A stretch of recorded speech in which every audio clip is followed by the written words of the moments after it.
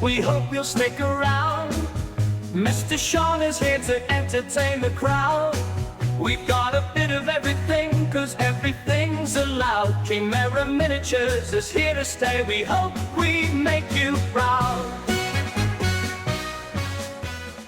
Welcome back to the channel, everybody, and welcome to the third and final installment of our readings of The Ballad of Iris. I found this series a few weeks ago, and the stories, while from being over a year ago, were good enough that I wanted to read all of them. We started off with a two-part story called Infinite Unsexy, which showcased the DM, aka Iris's, ability to make people uncomfortable with sexual content. After that, we read a three-part story about all the times this DM had betrayed the group both in and out of game, in a story called Betrayal Mountain. And at last we have 4 more stories. Each are just one part and are a one-off about Iris. I hope you have enjoyed the stories thus far, and that you will enjoy the conclusion.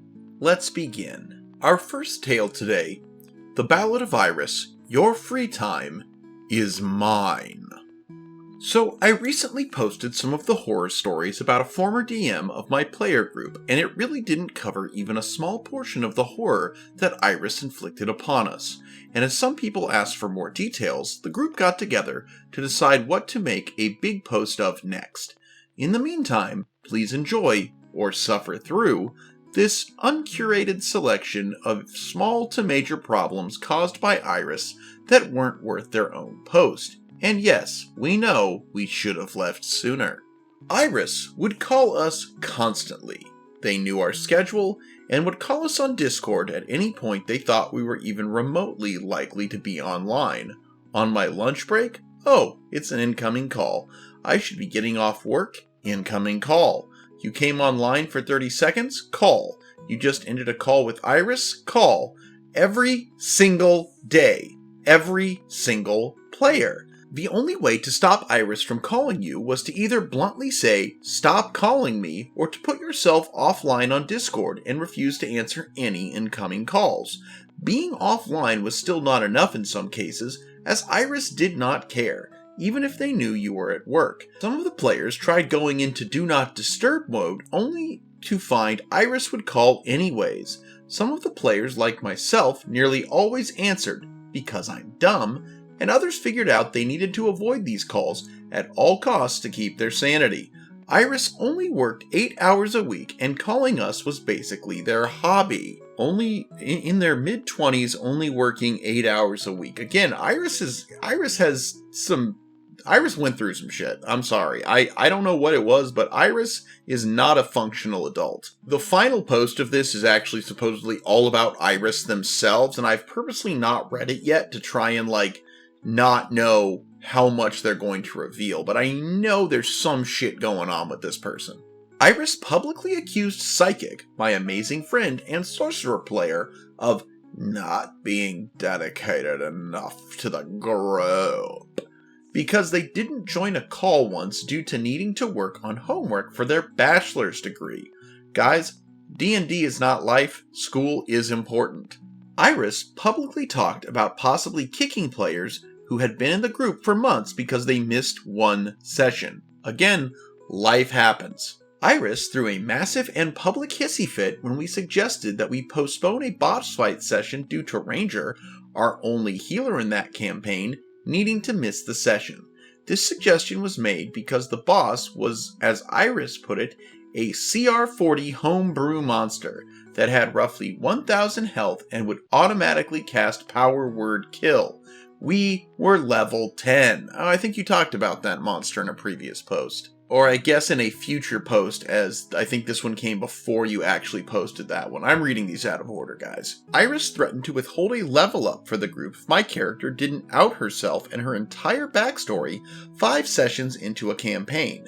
The character's identity was the only secret she had, and another character's backstory had already been forcibly outed in the same session. Yep, they talked about that in the one we did last time. Again, if you haven't watched those other videos, go watch them. Iris constantly spoiled upcoming characters, fights, etc. to a party member who did not want to hear it and said as much, attempted to spoil other party members as well. Again, it's clear that this person has nothing going on in their life other than running D&D, and they also can't do anything that they're not fully in control in. So again, this is their entire life, and I guess they want to share their life with you guys, but again, they've got some issues. When I launched my very first campaign, I invited Iris, informing them it was a serious campaign, so please bring a serious character.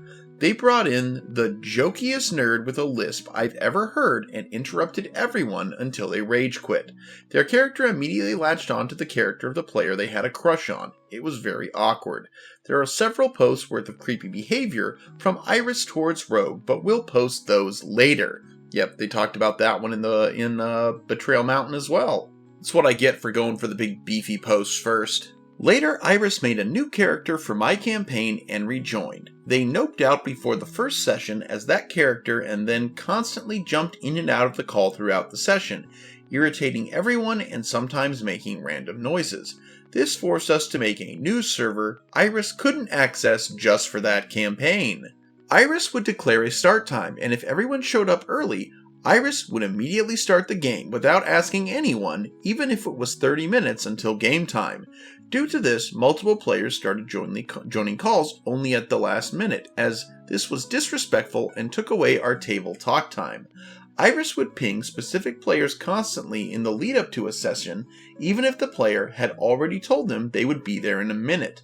Iris did not ask people if they were ready to start. Most of my players show up 30 minutes to an hour early just so we can shoot the shit. I mean, these are supposed to be your friends. There's more to it than just D&D, but again, Iris has nothing else going on in their life, so to them, it's all about the D&D. Though in this case, that might stand for douchebags and dickheads. Iris told all of us not to tell anyone else if we were going to miss a session, only them.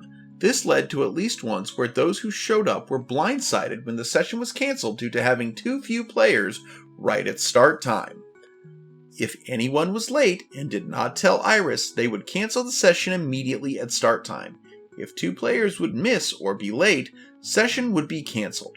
Even if they messaged Iris that they were 5 minutes from their house, they were literally 2 minutes late, or if they went to the restroom and would be right there.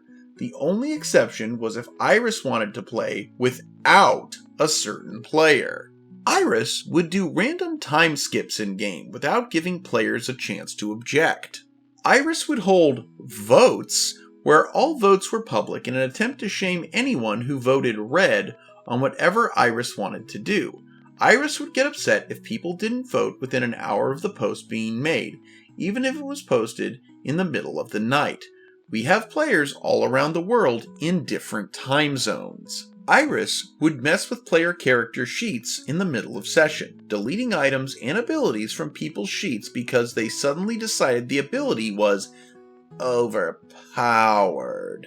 They also forced one player to play champion fighter in every campaign, and then deleted their abilities in the middle of a session as well, on a character Iris themselves made. Again, I think I bring this up every time I do an RPG horror stories post, but the greatest sin a DM can commit, in my humble opinion, or not so humble opinion, I don't know, I might not be humble, but this is my opinion, that fucking with player agency is the one unforgivable DM dick move. And Iris, in their control freak nature, fucking does it a lot. Iris kept trying to make short rests a whole day and long rests a week without changing encounter rate, or would sometimes try to make classes that get short rest abilities have triple the resources. We have a nightmare story about that and Rogue in particular. Iris required us to use ridiculous encumbrance rules that made 5 books weigh the same as a large barrel filled with ale. This led to a sorcerer who could only carry 3 books and a toolkit, and a barbarian who could carry 10 barrels of ale, somehow. The OP has mentioned in several times that Iris had no real sense of distance or space, but it also sounds like Iris really isn't great at figuring out weight either. But in the previous video I did, they mentioned how Iris wanted to make all gold coins 5 pounds each. Iris would get incredibly upset if any player had any small noise come through their mic while Iris was talking, or if any player was at any time away from their seat when Iris randomly decided to throw a fight at us. Keep in mind, we all play over Discord. This is incredibly hypocritical considering Iris started taking walks in the middle of session, sometimes for the entire duration of a session, even if they knew we had an important combat at the start. During these walks, Iris would go to the grocery store, spend enormous amounts of time shopping, spend time standing next to very loud beeping objects that are placed all over their hometown without ever muting themselves, and started conversations with bystanders that would sometimes last for multiple minutes without muting, halting our roleplay. Nearly every walk, the call would be interrupted by Iris yelling out, "Oh, hey there, chomp!" because they saw a dog that lived on the route they would always walk. The worst part was that Iris decided that in order to better facilitate these walks, all combat would become theater of the mind. This was especially bad because Iris has the absolute worst sense of distance I've ever heard of, sometimes thinking a small shop should randomly be over 120 feet wide, sometimes calling 30 feet too far to see, and sometimes saying 60 feet of blind sight isn't large enough to see the second floor of a regular store. At one point, a major hub of an inn the party frequented, which was supposedly at the center of the world's largest city, was declared too small to host more than 20 people. Iris would randomly add new players to the start of the session without telling anyone they were doing so. Then Iris would kick them just as suddenly because of various reasons. This happened so often, we had a player get burnt out because of it, and we had to hold an intervention to get them to stop because it was almost weekly. While not quite as bad as fucking with player agency, anyone who prescribes to rules for thee, not for me, is a dick, in my opinion.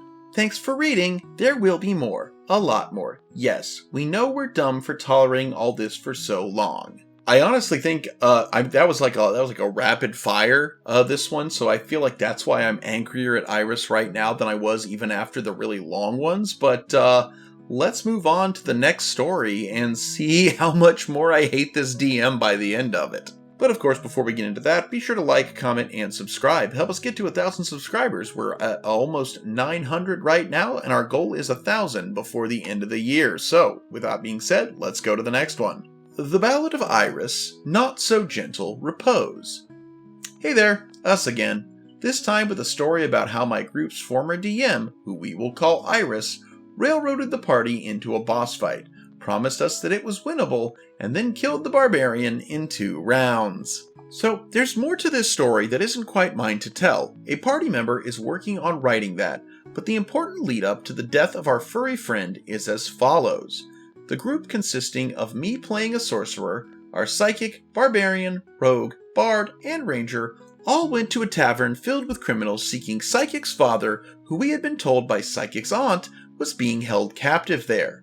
In the first session involving the tavern, our level 4 party had to fight off around 15 bandits when they ambushed us, leaving us with very few resources for what came next.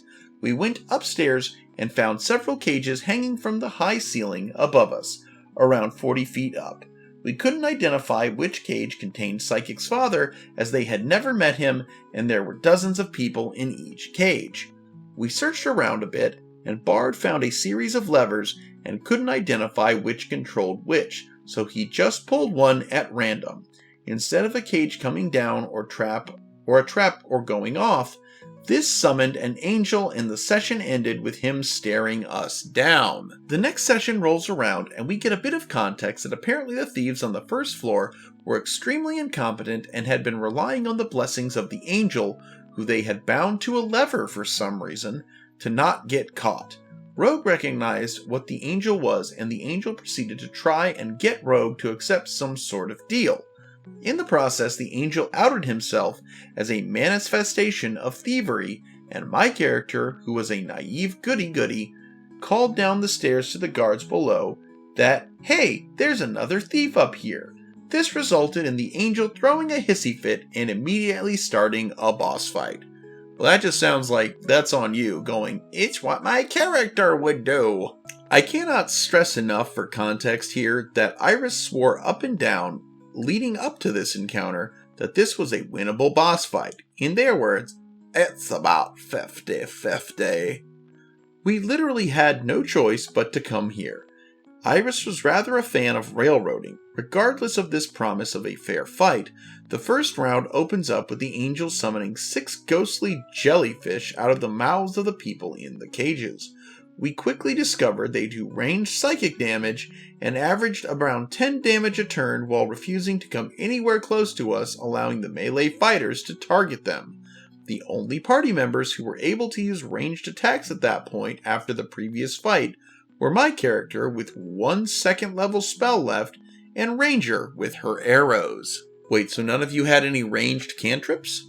To make this worse, Bard, who instigated the encounter, had to miss the session, and instead of lowering the fight difficulty or playing Bard for the fight, Iris ruled Bard fell unconscious at the start of the fight. Additionally, Iris and I had built a custom culture for my character's species which viewed jellyfish as a manifestation of the soul, meaning she was completely unwilling to harm the manifestations because she assumed, and I was told I would need my whole action to figure out if this was true, that these jellyfish were the prisoner's souls. As if that was not enough, Iris had created Psychic spell list and only given Psychic a single weak attack cantrip. The fight starts and the angel either went first or second and immediately used some ability to steal Ranger's ranged attack skills. Then, when Psychic attacked Angel, the Angel was resistant to psychic damage. This was immediately followed up by my character's Guiding Bolt doing resisted radiant damage. Then, all the jellyfish used ranged attacks on Barbarian, bringing him to low health. 2 guards rush up the stairs. The jellyfish kill them instantly. Then 6 additional jellyfish spawned. Rogue used their first turn to try and convince the angel to let them take the deal and stop combat, to which the angel responded, "She called the guards." I cannot through text do justice to the screechy, high-pitched voice. One of us rolled and saw the angel was basically undamaged after taking attacks from the entire party, minus Rogue and the unconscious Bard. In the second round, Barbarian immediately goes down to more jellyfish attacks, and then they continue to attack him until he was dead without any saves. Once again, we were level 4, and now facing an angel and 12 basically untouchable ghost jellies with more on the way.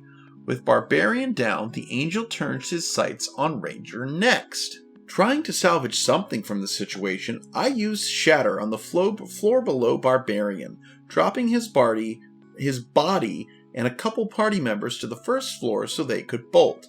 Then had my character dash down the stairs. The angel and jellies pursued, but we managed to escape, passing the saves to bring Barbarian's corpse with us. What followed next was some truly gorgeous roleplay from the party, some of them lashing out at my character for provoking the angel, some of them simply grieving for our sweetheart Leonin Barbarian, as he asked with his dying breath if he had managed to protect us, and my character running off at full tilt, desperately trying to find someone to bring him back, as she did not yet have Revivify. Eventually, Rogue and I made a deal with an enchanter for a scroll of Raise Dead, which became its own series of horror stories, which I will post later, I'm sure. And we sat and mourned with brilliant roleplay on my friend's part as we waited for the scroll. The death of Barbarian also revealed to my naive divine soul that she had been scammed. She had purchased, using her entire savings, 12 ribbons of immortality, which she credited to saving her life in her introduction session. She and Barbarian had quickly become close friends, and she had given him a ribbon to protect him. Her learning the truth was devastating for her, and is something Barbarian brings up fondly still. Along the way, the party reached out to my old character who the Barbarian was close to, and she came to give her condolences, a gift for his awakening. and to cast gentle repose to help in whatever way she could. This was immediately punished by the DM. Ah yes, I believe this was referenced in the last video's story. Instead of gentle repose merely preventing the dispersal of Barbarian's soul and his body from rotting, Iris pulled Barbarian into a private call where they explained in explicit detail how in their setting gentle repose caused constant extreme torture to the soul of the body it is cast on, as it is prevented from joining the cycle of underworld torture instead. Iris suddenly retconned the torturous underworld to be much nicer than gentle repose, the spell with gentle in the name. Thankfully, Iris allowed me to take the spell back after all that was said, and Barbarian's player came back explaining the torture. But honestly, it just felt like punishment for trying to do something nice in character. This would later become a common theme. Again, it feels like this person is just trying to put their trauma onto their party, and that's just not great. Regardless of the context around it, the roleplay around Barbarian's death is still one of our favorite things we've been through as a group. Unfortunately, much of the love of that whole moment, was thrown out the gosh darn window when Iris decided to make it so that the mission that had brought us there was actually fake, as Psychic's real dad was the living embodiment of imagination, and had cooked up the whole quest as a way to introduce himself? We are completely certain Iris retconned this into existence several sessions after the tavern incident, because a couple of us had chatted after the game that Psychic's family seemed kind of one note and unreliable. Iris also used this in-game retcon to beam absolute certainty into Psychic's head that their mom was the BBEG. Then not 30 seconds later, Iris changed their mind and said, "Never mind, you aren't certain." By the way, if anyone is curious, Iris showed us the boss fight sheet. I did the math. The fight was statistically unwinnable even if Bard had been conscious. Additionally, Iris later revealed that they had accidentally used a slightly stronger version of the jellyfish than the version they had shown us. TLDR, DM kills off a PC in a railroad unwinnable boss fight that they swore was winnable, then invalidates the whole thing with a "it was all a dream" reveal when we didn't like a character while still leaving the character death in. Again, this person only has D&D. That's their whole life, and so it's also become the only way for them to deal with their trauma, and they are, again, whatever that trauma is, they are trying to inflict it on the party. But again, no matter what you're going through, it's not your fault, but it is your responsibility, and that makes Iris wholly irredeemable, in my opinion. And before we continue on to the next one, let me just remind you that if you'd like to help support this channel monetarily, you can do so by becoming a Patreon member, a YouTube channel member, leaving a super thanks, a one-time PayPal donation, or checking out my custom minis and my collectibles that I have for sale on eBay and Mercari. Now let's continue with Ballad of Iris, Eye of the Storm. And just so you know, this is the one story we're going to read that does have a different OP. Hey, this is the player known as Rogue in all these Iris stories. This one is going to be a bit more emotional than Blue's posts, and will also show how vulnerable I was when this happened. So, things started getting funky when Iris and I first met. During my interview to get into the campaign, we talked for about 2 hours when they began to flirt with me. It was weird, and I felt uncomfortable. But I uncomfortably flirted back because I mimic behavior when I'm feeling uncomfortable. When I jokingly said the line, "What, you already have a crush on me?" I was joking, having a goof. Iris became upset and made a rigid boundary for me to never flirt with them again because they were uncomfortable and didn't want it to happen. To make it clear, I'm okay with the boundary that was set. I never wanted any flirting to begin with. Iris would later break this rule themselves, but that's a later problem. Again, rules for thee, not for me. So, when I first joined Iris's campaign, I'd like to say it was fine, but it wasn't really. The first campaign Iris included me in had a sky city and a mutant zombie apocalypse, as did many of their future games. Iris made the latter half of that first session about my character and her mother, revealing a significant plot event during her introduction. I felt guilty because Iris became upset that they had revealed the plot too early, and now they were worried we would ruin the story and speedrun the final boss, even though it was their own decision to make the reveal. In reality, it wasn't a huge deal because we already knew we were too underleveled to fight such a strong boss. But Iris's complaints made me feel guilty. I also felt guilty for standing up to Iris later at one point in time. Yeah, Iris time and time again has definitely seemed to use their trauma and their issues as a way to avoid having to behave and also dealing with the consequences when they get called out on their behavior. It's not a good look.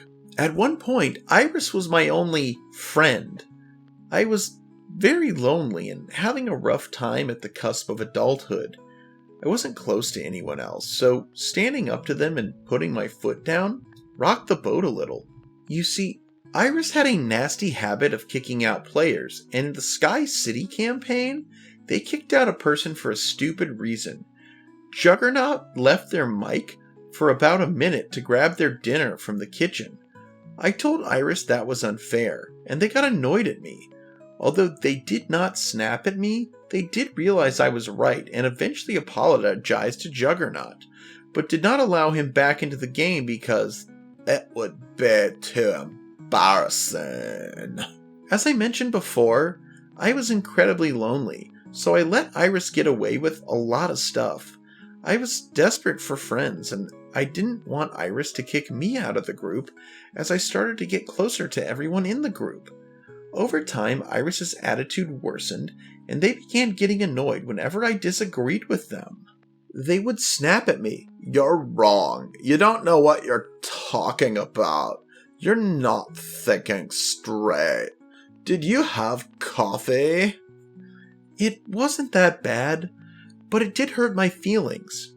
One moment that stands out was when I resisted when they were trying to make one of my characters in a dark fairy tale campaign an actual vampire. She would have to kill and consume a person every day and just derail party plans, forcing them to travel at night, basically doing a lot of shit to make it harder to travel, not to mention the party probably being mad about the murders. So when I started not to like the idea of killing a shit ton of people, Iris got upset when I said I don't want to do this. They got so upset that they snapped at me, yelled about me making a mistake and that I should never play a warlock again. And we silently sat there after they deleted the character sheet. I am an anxious person who asked, did I make a mistake? And they said yes. This looks like a classic case of toxic DMs liking to prey on broken people. Please don't take me calling you broken as an insult. I do not mean it that way, Rogue. But what I'm saying is you clearly have some issues, some self-confidence stuff that you're going through. And toxic people like Iris, they just come to that like a moth to a flame. They're succubuses, but not in a good way. They will just suck the life force out of you to make themselves feel the tiniest bit less insignificant. At one point, Iris accused me of being unable to play my character correctly because I was starting my period.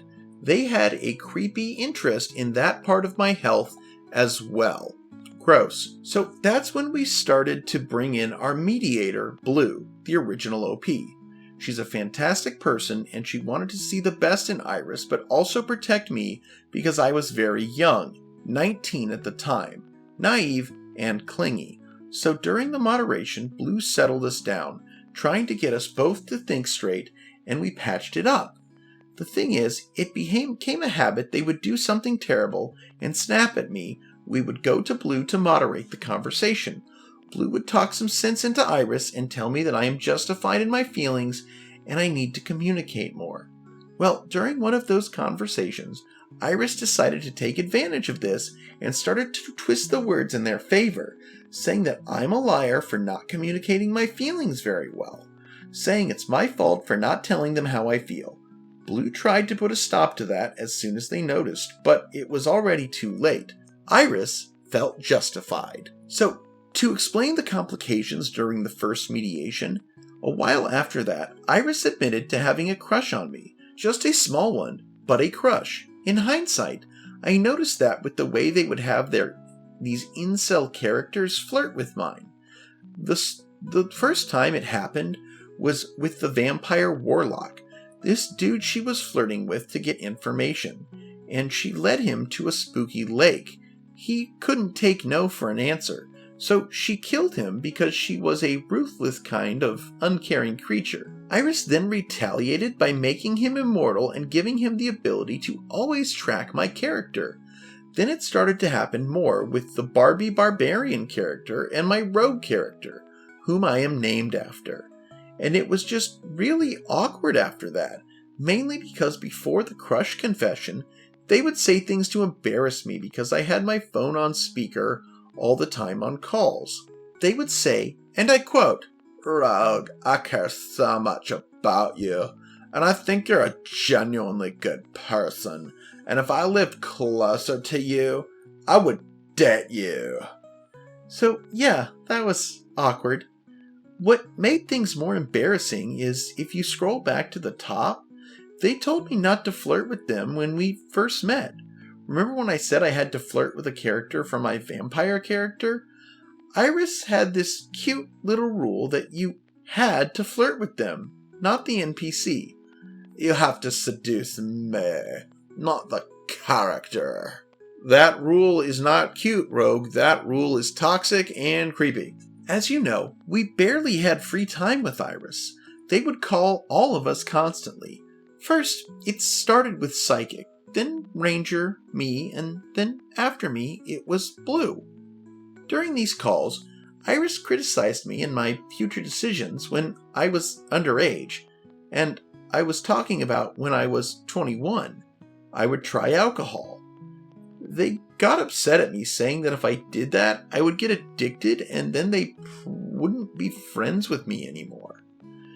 They were trying to control my life through a screen. One way that sticks out in my mind is they would make fun of me in cruel ways. I have a massive insecurity, and I told them about this, thinking I can trust them.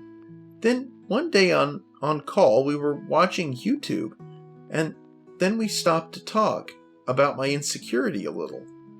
Then they said this to me: "What if you met the perfect person who loves and cares for you and treated you kindly, but then they saw your insecurity and called you disgusting?" I was too stunned to speak for a while, and then I was honest and said I would be heartbroken and that question actually hurt. So I respected the boundary they had established in the beginning, and that subject was never mentioned again. Although what hurt me even worse was that we were talking about unsexy again and what happened to my character, the Barbie Barbarian. We realize Iris's fetish affects the game. As you can see, it impacts Blue's character. It also affected mine. See, my Barbie Barbarian, most of the time before the campaign started, spent most of her time hypnotized, which was Iris's thing. The hypnosis and mind control for both characters was Iris's idea, and as they later confessed, their favorite kink.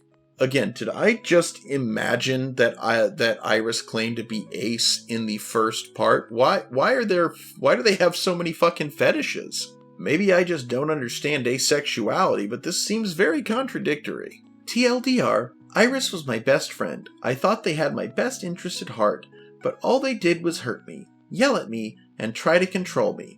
As you can tell, Iris is very controlling, and I'm just glad I have my wonderful group of friends, and I'm glad we left the situation. I mean, we've already established that Iris is obsessed with control of everything, and that I'm not entirely sure Iris is actually Ace. So again, if I misread that from the unsexy story, my bad, but I'm pretty sure that this person claims to be Ace, but yet they seem to have a lot of fetishes, kinks, and I don't know. I just, again, this is them acting out their trauma, and I'm not here for it.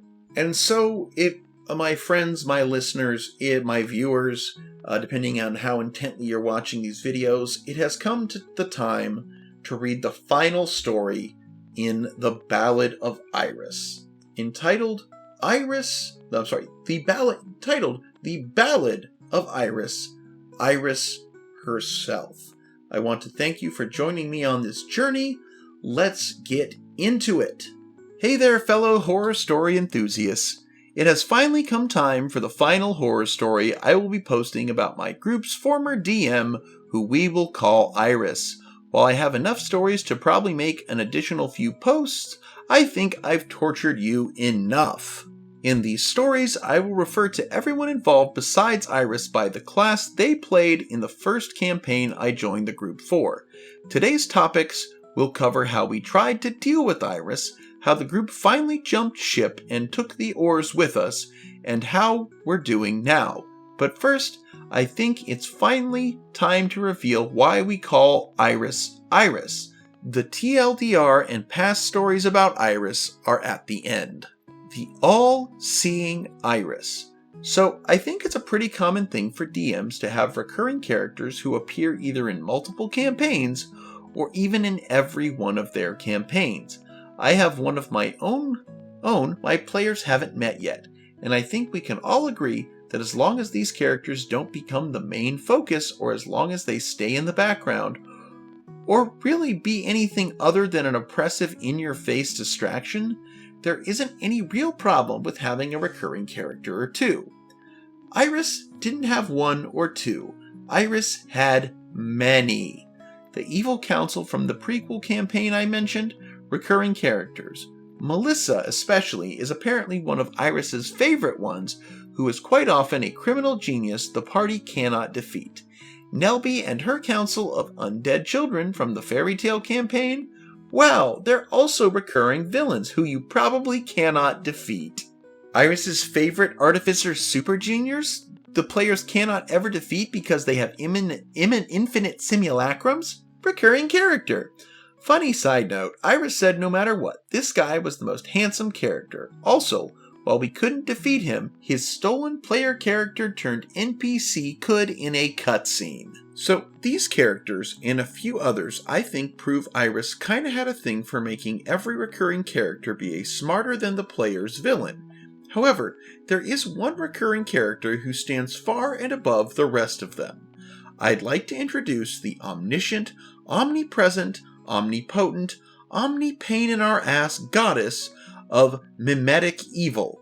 Iris, yes, Iris, put himself in the game as a fourth wall breaking goddess of evil who showed up everywhere, was responsible for literally everything, and was my actual eye in the game. Yeah, the flags are as crimson as Iris's eye is. Jesus, and I felt weird about having a recurring flamboyant bartender named Tyler who just so happened to show up at most of the taverns the party in my first campaign went to. They keep asking for Tyler to come back. I'm not doing it. The giant floating eyeball evil god was our DM with all of their meta-knowledge. To differentiate the real person and the goddess, I will continue to call our former DM Iris, and let's call the evil god Pink Eye. Pink Eye had meta-knowledge from every game Iris had ever put her in, which is apparently all of them.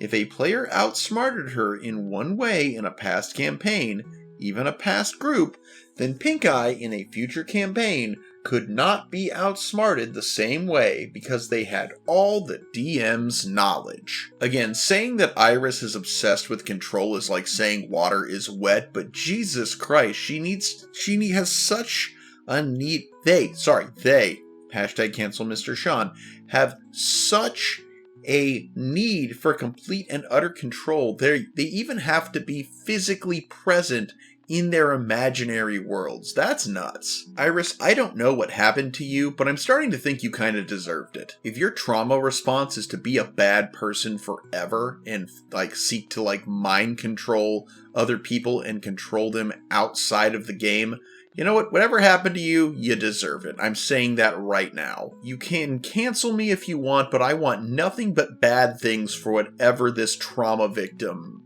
has going on. Iris, you suck. No matter what patron you chose, if you took Warlock in game, Pink Eye was your secret patron. Warlocks were basically accidental clerics of Pink Eye. In the Sky City campaign before I joined the group, there were 2 Warlock multiclasses, and they took different patrons, only to find out their patrons were both somehow Pink Eye, despite being voiced differently. Remember, the Goddess of Evil, who made multiple deals with the party in the prequel campaign before turning a player character into an infinitely powerful NPC boss? Yeah, that was Pink Eye. Remember Scarlet's grandma, who was secretly for some reason responsible for every bad thing that had ever happened to the party ever, and made them sign a magic contract saying they would never try to harm her? Yeah, that was Pink Eye. Iris revealed after canceling the campaign that Pink Eye had trapped Nelby in her Strahd-esque hell and turned her into a villain, and then made all of us come there to screw with Nelby even more. My orphan raised by wolves? Yeah, she was a homunculus made by Pink Eye, so that Iris could give their self-insert god even more control over our backgrounds. In one campaign, Iris even forced Rogue to play Pink Eye's demigod daughter, and then just had it basically be a trauma fest of Pink Eye torturing Rogue in her dreams every birthday. Well, that's a fine way to treat someone you have a crush on.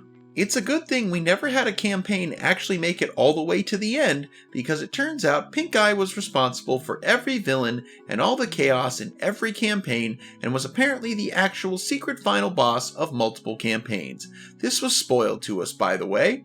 All we know about the fight is that Pink Eye was stronger than Nelby, who was stronger than the CR40 vampire mommy, etc. So I'm pretty sure the fights would have been unwinnable. Iris told us Pink Eye was so strong that there were no other evil gods in any of their campaigns because Pink Eye was above all them leaps and bounds. So wait, your constant self-insert character, Mary Sue, whatever you want to call it, is a god of evil? You could pick any god, and you chose it to always be the god of evil. What the fuck, edgelord? I mean, Jesus Christ. It's like why I judge people who play the stereotypical rogue. You can be anyone you want in D&D, and you choose to be depressed. Well, that's still better than choosing that you're always omnipresent there as a floating eyeball who's the goddess of all evil. Do you even have a gender if you're just an eyeball? Although I suppose that it's more about how the deity sees themselves than their actual deity genitals. I don't know. I don't claim to understand deities. I'm confused, and that's wrong. Hashtag cancel Mr. Sean. In the longest lasting campaign, Iris told us that if Pink Eye ever died in any campaign, she would die in every campaign, as she was a meta existence.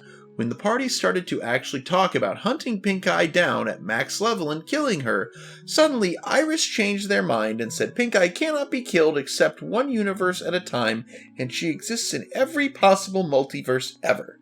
What a fun and interesting enemy. We asked Iris many times to please stop reusing all these villains, and especially Pink Eye.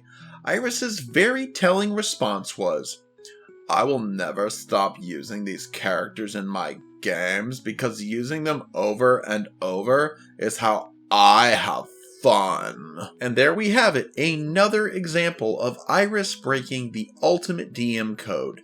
Make sure everyone is having fun. No, Iris is being a DM just so that they can be in control, because that they only care if they're having fun, and therefore, because control is fun for them, they wish to control everything. And that is the only reason they choose to DM rather than play. For shame, person, for shame. You know what? I'll say it. I don't care how Iris identifies, I identify Iris as scum. I think it goes without saying at this point, but Iris basically admitted that they hate it when players beat one of their villains. We actually left soon after they said this. The straws that break. So let's talk about why the group didn't recognize sooner everything wrong with Iris and leave immediately, as well as how we tried to fix it and how it ended. What you need to know about Iris is that they feel so close to being an excellent DM. Iris puts a lot of detail into characters even if their world building is a bit off. Iris had a talent for making characters, villains, and settings feel very interesting in the moment. The Dark Fairy Tale campaign seemed amazing for the first couple of sessions, until it was revealed that it was just Diet Curse of Strahd, and the fairy tale references stopped. Cecil the Giant Robot Inventor seemed like a compelling character until he showed up a dozen times in 5 sessions and Iris revealed he couldn't be reasoned with, but wouldn't leave us alone. And perhaps, most importantly, Iris seemed like a friend until they didn't. Iris is a sad person. They'd present themselves in a confident and professional manner, but it was all a lie. Iris would draw you in and pretend to care about you, to want to know all your secrets and support you, but really, they just wanted to control us and to have ammunition to make fun of us, even if they didn't realize it themselves. Iris wanted us to be at their beck and call. We weren't Iris's friends. We were Iris's audience and victims. Iris presented themselves as a confident person secretly filled with insecurities. I don't want to assume it was all on purpose, but Iris wields their problems as a get-out-of-jail-free card. They are a master manipulator, and I don't believe all of it was unintentional, but I also don't think it was all intended to cause harm. Regardless of intention, it was bad. Yep, I had this person pegged. Iris would kick out any player who they saw as a threat, a person likely to call them out. They preyed on marginalized people while presenting themselves as one. Any man who joined the group, if Iris didn't consider them queer-coded and they had any degree of experience, then they were gone. Longtime players who weren't passive? Gone. Basically, Iris sought out our kind, passive people to surround themselves with, and then held on with a vice grip. I don't want to minimize the pain Iris caused, nor the fact that I firmly believe they should not be in this hobby. But the anxiety they showed, the fear of being left alone, that much was real, and it tugged at our heartstrings. They painted themselves as a martyr, and used that as a weapon to keep us close. There is no red flag more vibrantly crimson about Iris than the fact they advertised themselves as an expert DM who had over a dozen years of experience and whose favorite part of TTRPGs is making friends, and yet they don't have a single past player still willing to play with them. In fact, as far as I know, none even want to talk to them. Well, you are judged by the company you keep, and when no one wants to keep company with you, well, that says everything. But there's a reason the boiling frog metaphor is a thing. Iris has major control issues, some of which stem from their past, and some which they are causing themselves by refusing to let go of the reins or even try to change just a little bit. Towards the end, we saw Iris spiral and establish and quickly destroy a second group where they made a 5e campaign where level 1 casters didn't have enough magic power to cast any spells. That group didn't even last 2 weeks. Iris had gotten so paranoid about the players being able to break their unfair worlds that they considered literally everything power gaming and overpowered. I mentioned this in a previous video, not the Iris saga, but again, my cousin who I play with is a new DM, and even as a more experienced DM, he says things in such a great way that I rather than put them in my own words, I'm going to use his. And he said, it's not me as the DM versus the players. If it was me versus the players, I'd throw down an ancient red dragon and it would be game over. That's not how it is. And I think that is ultimately where Iris is failing. Iris hates it when the party is able to defeat their villains, but you're supposed to want the party to defeat the villains. Iris doesn't really understand the first thing about being a proper DM, and it shows in every last one of these stories. Iris only listens temporarily to any criticism or boundary. They put on a facade of respectability and understanding, but they don't really care. A month or two after I joined the group, the party started giving gentle correction to Iris. Sometimes they would adjust a bit and it would seem like they listened, but it always reversed to new players. Eventually this reached a head when Iris was in a call with Rogue and yelled at them. Iris really wanted to control Rogue, the youngest of us, most out of anyone, and when Rogue resisted about Iris wanting to make their character a murderous true vampire, Iris blew up, and long story short, we tried to fix things, and I mediated the first of several observed calls between Iris and Rogue. Before I expand on this, Iris asked me not to tell anyone about any of this, which was, in hindsight, just further attempts to control the group. Iris and Rogue had a conversation where I helped them come to the conclusion that Iris shouldn't be alone in calls with Rogue anymore. We were trying to fix the friendship between the two of them, but we probably should have dropped Iris there, in hindsight.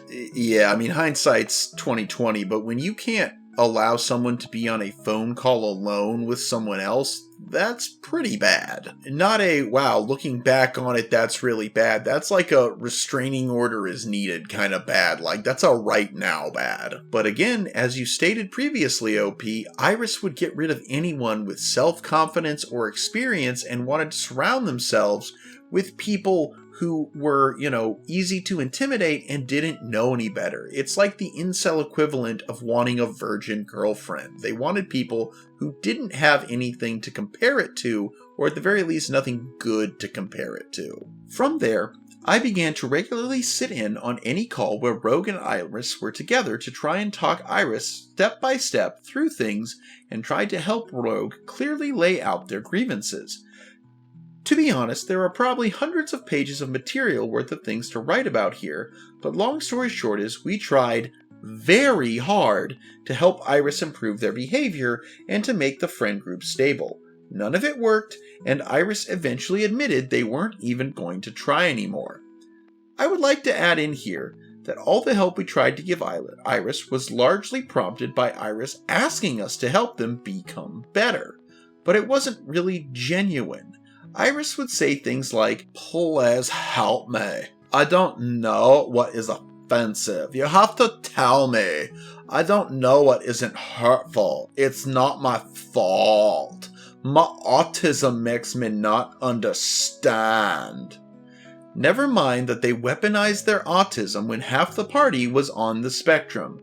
We were manipulated to the very end. I mean, that's the thing. A lot of D&D attracts a lot of people who, one, are on the spectrum, who are outcasts, who are ostracized. Even though D&D itself isn't really an outsider thing anymore, it definitely attracts certain kinds of people, and these are the kind of people that Iris feels they can manipulate. So it's not that Iris actually enjoys D&D as a hobby. Iris just knows that it is a vehicle to which they can maintain control over, as they see it, weaker people. Also, with so many people that play D&D being on the spectrum, they know they can throw out, "I'm sorry, my autism," and that's not making fun of autistic people. That's just my voice for Iris that I've been using since the first video. But no, they feel as though that's their get out of jail free card because they're like, "Oh, these people are also autistic and they know what it's like to be bullied, so I'm gonna play that and then they won't call me out on my bullshit." Again, your mental illness is not your fault, but it is your responsibility.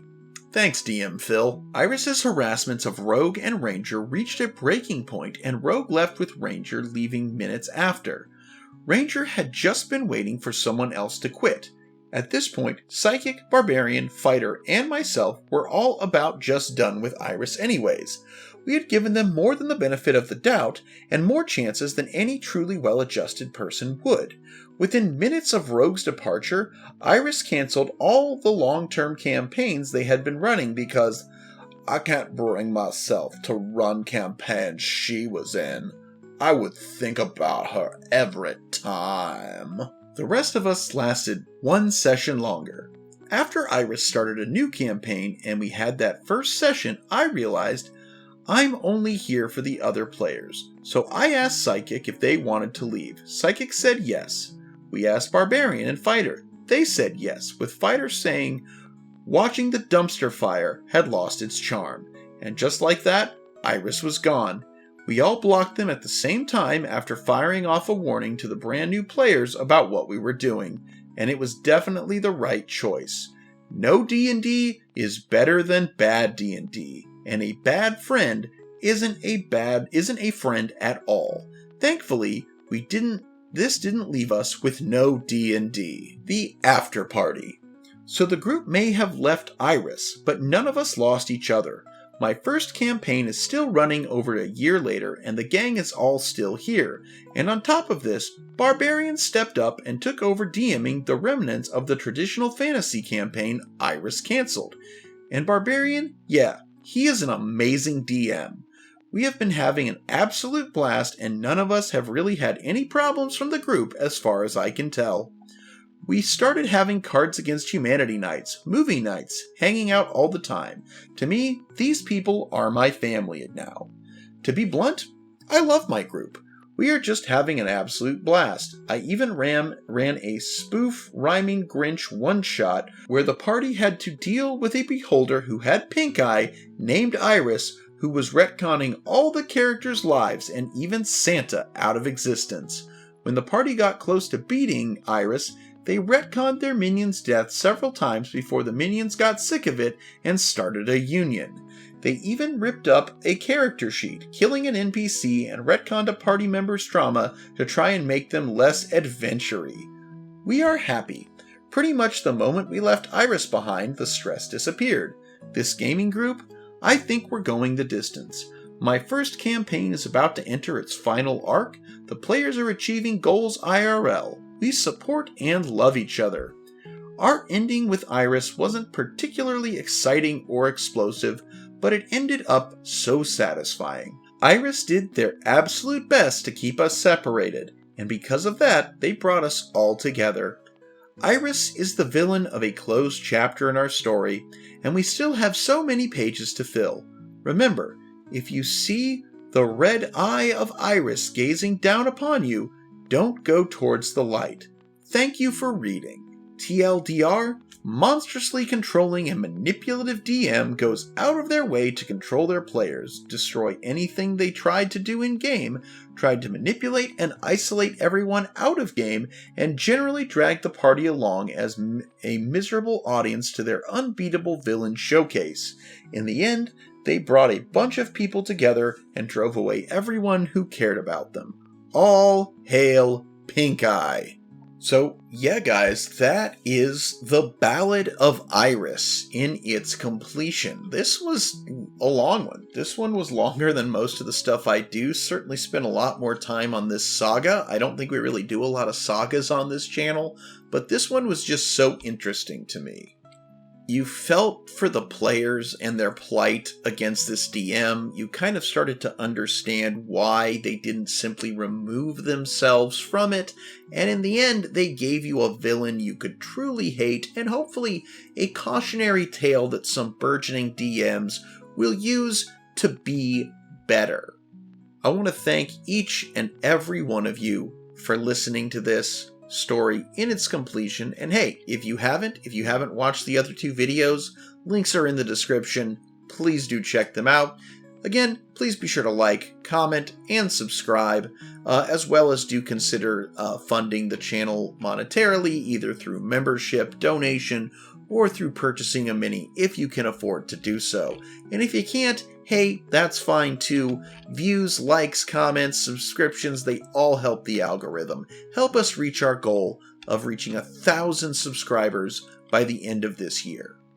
My wish for all of you beautiful listeners is that you may never need to choose between bad D&D and no D&D, and that you elf a great day and an even beta tomorrow. I'm Mr. Sean, and this is Chimera Miniatures. Bye-bye! Welcome to the show, we hope you'll stick around. Mr. Sean is here to entertain the crowd. We've got a bit of everything, 'cause everything's allowed. Chimera Miniatures is here to stay. We hope we make you proud. Welcome to the show. We hope you'll stick around. Mr. Sean is here to entertain the crowd.